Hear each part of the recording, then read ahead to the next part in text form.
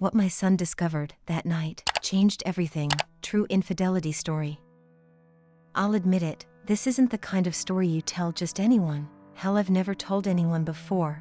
But I guess when you've gone through something so strange, so surreal, there's a part of you that wants to finally let it out.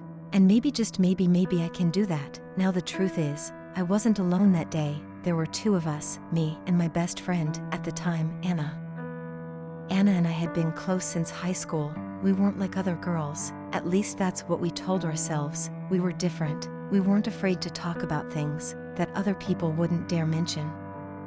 There was a thrill in pushing boundaries, in exploring things that others would never understand. That's what we bonded over, the shared feeling that we weren't afraid to step over lines. At 22, we were both back home after college. Hadn't worked out. Life felt pretty aimless. To be honest, it was summer, and we spent most days drinking beers in my backyard, talking about nothing in particular, or the stupid things we used to do. When we were younger, we were stuck in a small town, stuck with the same people, the same routines, the same everything. It was suffocating, we both knew it, and maybe that's why we kept finding ways to escape. That day started off just like any other. My parents were out of town for the weekend, and Anna had come over to keep me company. We grabbed a couple of beers from the fridge and headed out to the backyard. Max, my family's German Shepherd, trotted along beside us, like always. He was a big, lovable brood of a dog, the only real companion I had in that house. He was always around, always there, and after all these years he was practically part of the family. Anna and I lay out on the grass, the sun beating down on us, making the afternoon feel slow and hazy. We sipped our beer years and talked about everything and nothing. At once the conversation drifted, as it always did, to the darker, more taboo topics that seemed to keep us entertained. Anna liked to joke about all the things she wanted to try, the things that normal people would find disgusting, or shocking, or just flat out wrong. She liked shocking me, and I loved playing along. Have you ever thought about doing something really ducked up? Anna asked, rolling onto her side to face me. There was a smirk on her lips, one I'd seen 100 times before. She always started conversations like this when she was bored, always pushing to see how far we could go. I shrugged, taking a sip from my beer. Like what? She raised an eyebrow, then tilted her head toward Max, who was lying a few feet away, panting lazily in the summer heat, like him. I laughed at first. It was the kind of joke Anna would make when she was looking to get a rise out of me, but when I looked back at her, there was something different in her eyes. She wasn't just joking. The idea had taken root in her mind, and now she was pushing it, testing me to see if I'd follow along. Are you serious? I asked, half expecting her to laugh it off and say she wasn't, but she didn't. Anna just grinned at me, and that grin told me everything. I needed to know she was serious, and she wanted to see how far we could take this. The weird thing was, I didn't feel disgusted by the idea. I should have. I knew that any normal person would have, but something about the suggestion, about the audacity of it, made me feel curious. I didn't stop her when she got up and walked over to Max. I didn't stop her when she knelt down beside him, her hands running through his fur in that slow, suggestive way she had, and I didn't stop her when she looked back at me with that challenging, teasing expression that said, "Are you in or not?" I was. It started out almost like a game, something neither of us really expected to go anywhere. Anna began petting Max, whispering to him in that soothing voice she used when she was trying to get someone to relax. Max, for his part, just lay there wagging his tail, happy for the attention, but as Anna's hands moved, I could see the change in him. He responded in a way I hadn't expected, his body shifting, his tail wagging more intensely. "See," she said, her voice low and excited. "He likes it." I felt a knot of tension in my stomach, a strange mix of excitement and fear. This was wrong, so wrong, but I didn't say anything.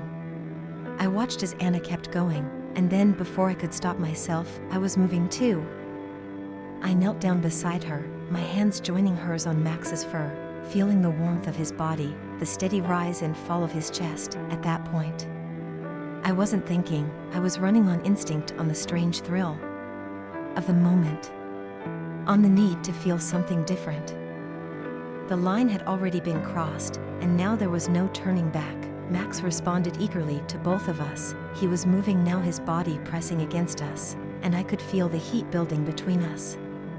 Anna looked over at me, her eyes wide with excitement, her breath come faster. She was into it, completely lost in the moment, and I realized with the start that I was too. It wasn't long before things escalated. Anna was the first to take it further. She positioned herself in front of Max, and I helped for Max. It was almost hypnotic. I should have felt disgusted. I should have stopped, but I didn't. I watched transfixed as she gave herself over to it completely, and then it was my turn. Anna pulled away after a few minutes, breathless, her cheeks flushed with excitement. She looked at me, her eyes glittering with a kind of wildness I'd never seen in her before. Without saying a word, she nodded toward Max. I hesitated for only a moment, then I did the same, my mind screaming at me to stop, but my body betraying me at every turn. I closed my eyes, letting the felling take over. As I surrendered to the moment, it was unlike anything I had ever felt before. The fun came in waves, intense and primal, and I lost myself in it completely. There was no shame, no guilt, everything growing stronger with every second. When it finally hit, it was like a tidal wave crashing over me.